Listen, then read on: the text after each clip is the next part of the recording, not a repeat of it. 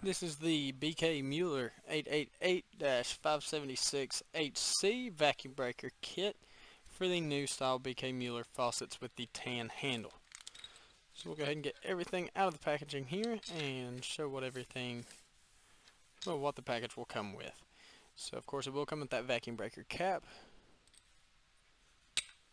the vacuum breaker body, let me get that little piece out, and then the float. Now that float will have that little rubber kind of O-ring right there on the end. And then same for that body, have that rubber O-ring right at the top of those threads.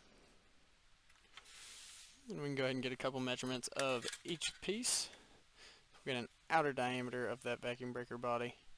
It's going to measure right at about 1.125 inches. Then we can also get a total height as well. That's going to measure right at about 3/4 of an inch. And then that little float, we'll get a total measurement of it as well. So total length measures just shy of 1/2 inch. And then the cap, we'll get an outer diameter.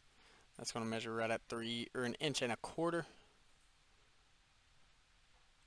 Then we can also get a height.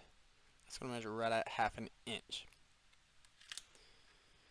Yeah, so once again, this is the BK Mueller 888-576HC vacuum breaker kit.